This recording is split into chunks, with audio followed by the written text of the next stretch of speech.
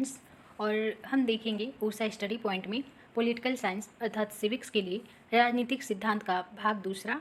और इसमें हम अराउंड 50 MCQ सॉल्व करेंगे, जो कि हमारी परीक्षा जैसे कि UGC नेट JRF, जिसको NTA नेट JRF भी बोलते हैं, तथा साथ ही TGT PGT GIC GDC अल्टी grade जैसे असिस्टेंट प्रोफेसर जैसे परीक्षाओं के लिए यह अत्यंत ही उपयोगी है।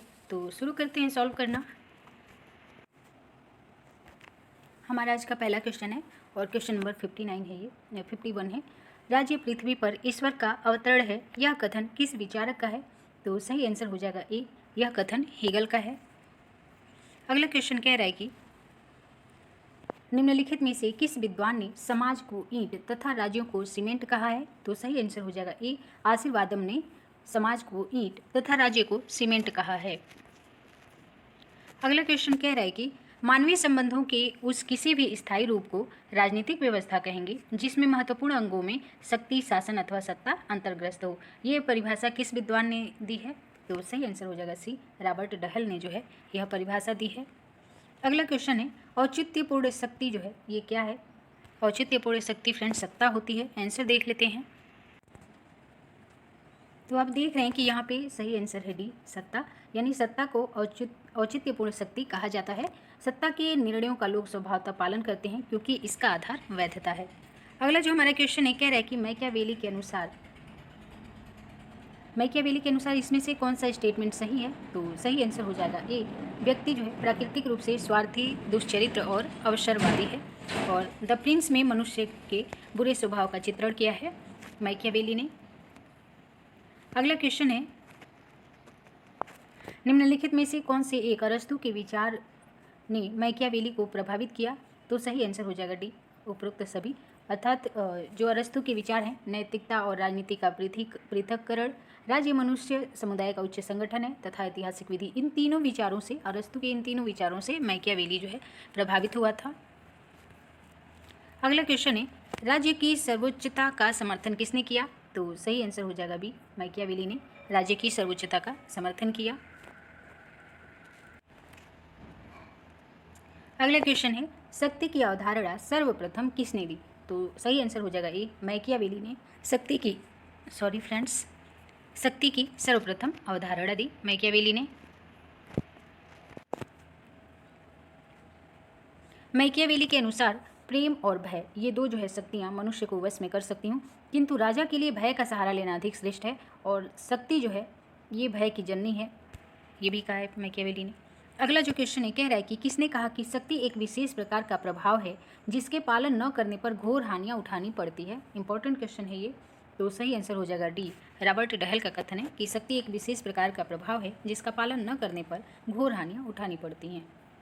अगला जो क्वेश्चन है कह रहा है कि राज्य शब्द का प्रयोग पहली बार किसने किया? तो सही आंसर हो जाएगा सी, मैकियावेली ने किया राज्य शब्द का प्रयोग पहली बार। और अपनी किस पुस्तक में किया? अगर ये पूछते तो सही आंसर हो जाएगा द प्रिंस में जो है उसने राज्य शब्द का पहली बार प्रयोग किया। अरस्तु ने जो है नगर राज्य या सिटी स्टेट शब्द का प्रयोग किया था। अगला क्वेश्चन है राजनीतिक विचारक जिन्होंने पहली बार समकालीन विश्व में राज्य शब्द का प्रयोग किया?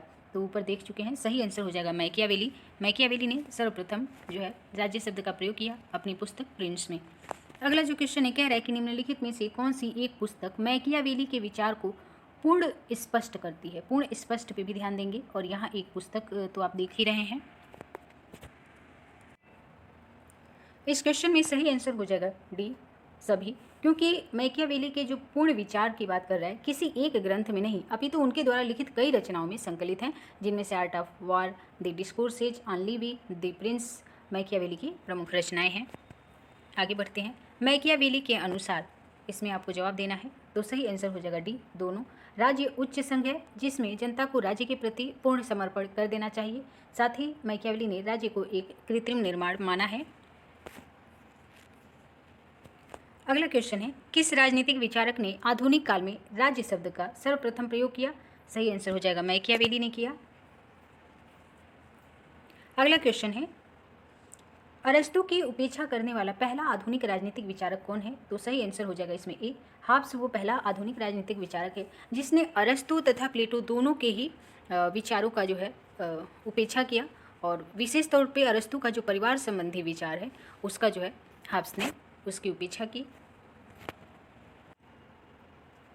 यहाँ आप एक्सप्लेनेशन में देख भी सकते हैं कि अरस्तु के परिवार संबंधी विचार पर असहमति रखने वाले थॉमस हॉब्स पहले आधुनिक विचारक थे। इन्होंने प्लेटो और अरस्तु दोनों के परिवार संबंधी विचार संबंधी दृष्टिकोणों का जो है उपेक्षा किया था हॉब्स ने। अगला जो क्वेश्चन है, कह रहे हैं मैकियावेली किसका समर्थक था? तो सही आंसर हो जाएगा डी, उपरोक्त में से कोई नहीं, क्योंकि मैकियावेली का मानना था कि समय और परिस्थिति के अनुसार जो है शासन व्यवस्था उचित हो सकती है। प्रिंस में जहाँ उसने राजतंत्र को जो है मैकियावेली ने अच्छा बताया, तो वहीं उनकी एक और पुस्तक है द डिस्कोर्सेज, उसमें मैकियावेली ने गणतंत्र का समर्थन किया। अगला क्वेश्चन है, कह रहा है कि राजा शेर की तरह साहसी एवं लोमड़ी की तरह चालाक होना चाहिए, ये किसका कथन है? तो ये मैकियावेली का कथन है।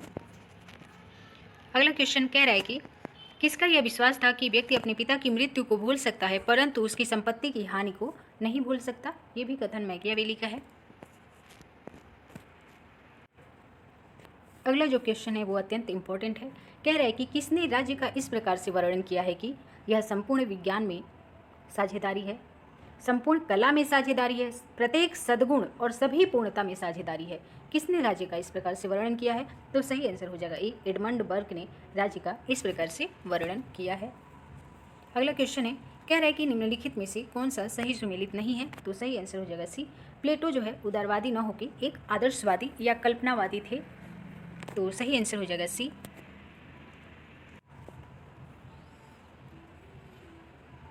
अगला क्वेश्चन कह रहा है कि प्लेटो को राज्य के आदर्शवादी सिद्धांत का जनक माना जाता है, ऐसा क्यों माना जाता है? तो सही आंसर हो जाएगा डी, उसने अपने सिद्धांत को अच्छाई के विचार पर आधारित किया है, और जो भी अच्छाई की बात होती है, आदर्शों की बात होती है, परोपकार की बात होती है, तो उसे हम आदर्शवादी सिद्धांत के अंतर्गत लेते हैं। अगला क्वेश्चन कह रहा है कि निम्नलिखित में से कौन सा सही सुमेलित नहीं है? तो सकारात्मक स्वतंत्रता हिगल की है, सुख एवं दुख गणक बेंथम का है, वैज्ञानिक व्यक्तिवाद स्पेंसर का है, साथ ही सामाजिक डार्विनवाद भी स्पेंसर का है, लोकतांत्रिक केंद्रीयतावाद ये एंजिल्स का नहीं है बल्कि ये लेनिन का जो है सिद्धांत है। आप देखते हैं लोकतांत्रिक केंद्रीयतावाद की जो नींव है वो सोवियत संघ में मार्क्सवाद के संस्थापक V.Y. लेनिन ने 1870 से 1924 के मतलब इनका जन्म और मृत्यु का ये काल है रखी थी, और यह सिद्धांत सोवियत संघ के प्रत्येक संविधान में विहित था, तो डी जो है सही आंसर हो गया। अगला क्वेश्चन कह रहा है रिपब्लिक केवल राजनीति पर लिखी गई पुस्तक मात्र ही नहीं वरन शिक्षा पर लिखी गई एक ऐसी उत्कृष्ट रचना है जो इससे पहले कभी नहीं लिखी जा सकी, तो सही आंसर हो जाएगा ये रूसो जो है, रूसो का कथन है, काफ़ी फेमस स्टेटमेंट है। अगला जो क्वेश्चन कह रहा है कि प्लेटो ने इनमें से किस विचार का समर्थन किया है? साम्राज्यवाद का, नगर राज्यों के विनाश का, अभिजात वर्ग द्वारा उत्पादक वर्ग की महिलाओं के शोषण का? सही आंसर हो जाएगा डी, पत्नियों और संपत्ति के साम्यवाद का जो है प्लेटो ने समर्थन किया है। अगला क्वेश्चन है पत्नियों एवं संपत्ति के साम्यवादी सिद्धांत के प्रतिपादक कौन थे? तो सही आंसर हो जाएगा डी, प्लेटो। अगला क्वेश्चन है बीवियों के साम्यवाद की वकालत किसने की? तो सेम क्वेश्चन है, बीवी अर्थात जो वाइफ है या पत्नी है, तो सही आंसर हो जाएगा प्लेटो। प्लेटो ने किसके साम्यवाद में विश्वास किया? एक ही क्वेश्चन को स्टेटमेंट चेंज करके पूछा है बार बार, तो संपत्ति और साम्यवाद संपत्ति और पत्नियों के साम्यवाद की जो है साम्यवाद में प्लेटो ने विश्वास किया, तो सही आंसर हो जाएगा आपका सी।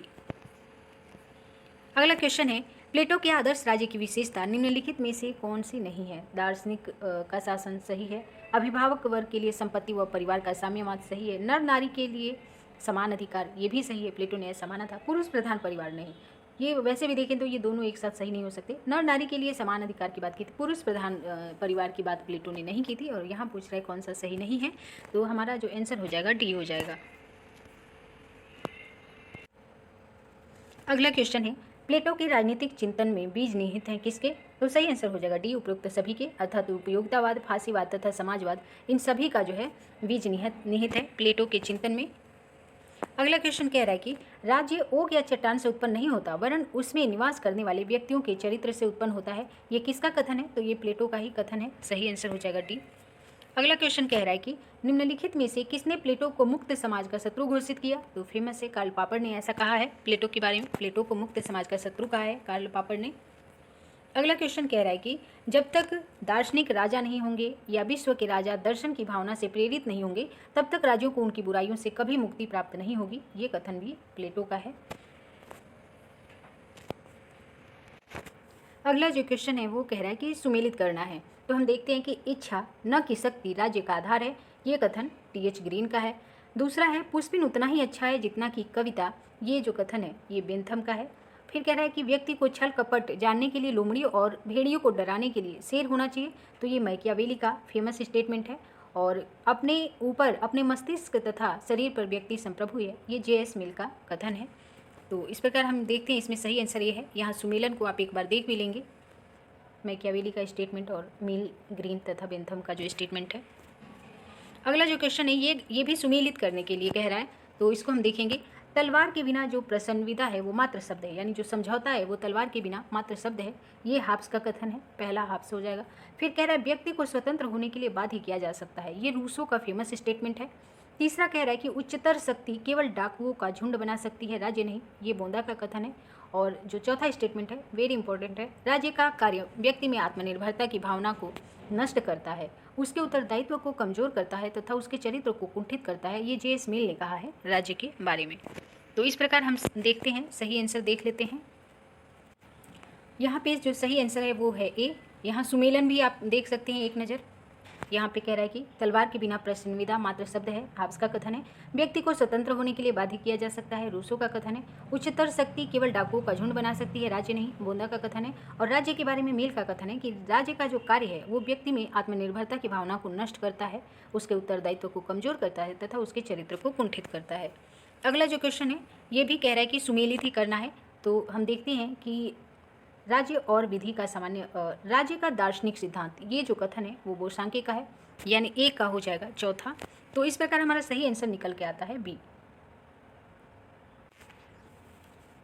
सॉरी फ्रेंड्स, हमारा जो सही आंसर है वो ए है। और यहाँ पे हम इनका मैच देख लेते हैं। राज्य का दार्शनिक सिद्धांत बोसांके ने जो है ये दिया है। राज्य और विधि का सामान्य सिद्धांत कैल्सन से संबंधित है। दार्शनिक उग्रवाद जो है ये बेंथम से संबंधित है। और नागरिक सद्गुणों की अभिवृद्धि की पूर्व दशा के रूप में गणतंत्रवाद ये मैकियावेली से संबंधित है। अगला क्वेश्चन है सबसे निकृष्ट राज्य भी सबसे उत्कृष्ट अराजकता से अच्छा है, यह कथन किसका है या मत ऐसा किसने व्यक्त किया? तो सही आंसर हो जाएगा डी। हाब्स ने कहा कि सबसे निकृष्ट राज्य भी उत्कृष्ट अराजकता से अच्छा है।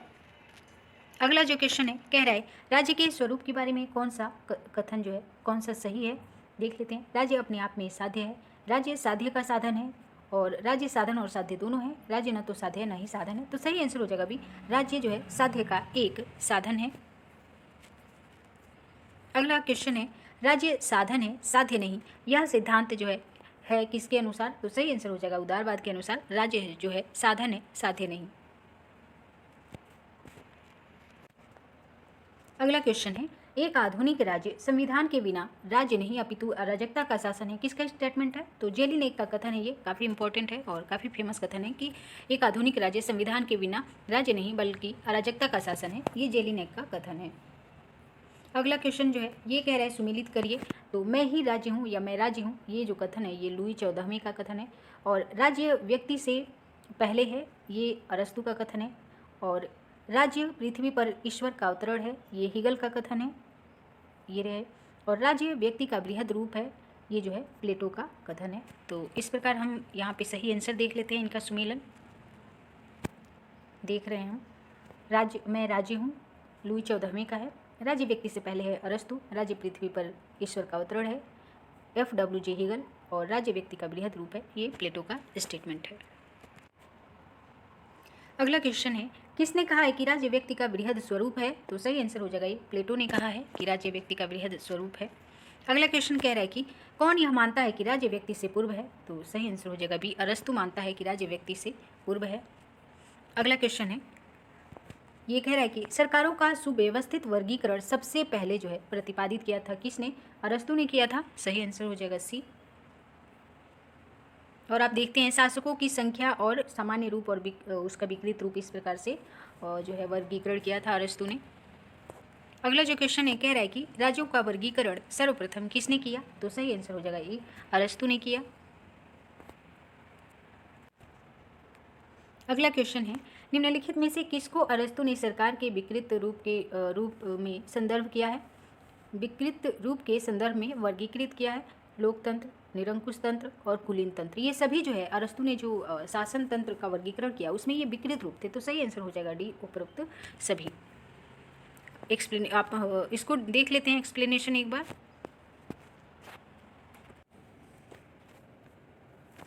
तो यहाँ पे हम देखते हैं लोकतंत्र, कुलीन तंत्र और निरंकुश तंत्र को अरस्तु ने सरकार का विकृत रूप माना है।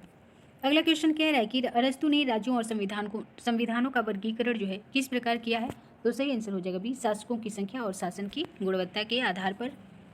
नेक्स्ट क्वेश्चन है, अरस्तु के अनुसार राज्य का अस्तित्व, तो सही आंसर हो जाएगा डी, विकास का परिणाम है।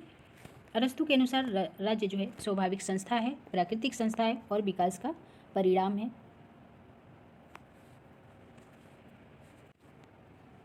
अगला क्वेश्चन है, अरस्तु के अनुसार राज्य, तो सही आंसर हो जाएगा डी, एक प्राकृतिक संस्था है, एक स्वाभाविक संस्था है। अगला क्वेश्चन कह रहा है कि अरस्तु का राजनीतिक विचार प्रतिपादित है किसमें? तो सही आंसर हो जाएगा सी, पॉलिटिक्स में जो है अरस्तु के राजनीतिक विचार जो है प्रतिपादित है। अगला क्वेश्चन कह रहा है कि एरिस्टोटल यानी अरस्तु के अनुसार, तो इसमें सही आंसर हो जाएगा डी, राज्य एक स्वाभाविक संस्था है। और अगला क्वेश्चन है, अरस्तु के अनुसार राज्य जो है क्या है? तो अरस्तु के अनुसार जो है राज्य नैतिक है और प्राकृतिक संस्था है, सही आंसर हो जाएगा बी। और आज का अंतिम क्वेश्चन है, आदमी एक सामाजिक प्राणी है या मनुष्य एक सामाजिक प्राणी है, ये किसने कहा? तो सही आंसर हो जाएगा एरिस्टोटल यानी अरस्तु। और अरस्तु का ये फेमस स्टेटमेंट है कि जो व्यक्ति है या मनुष्य है वह एक सामाजिक प्राणी है। तो आज के लिए फ्रेंड्स इतना ही, धन्यवाद।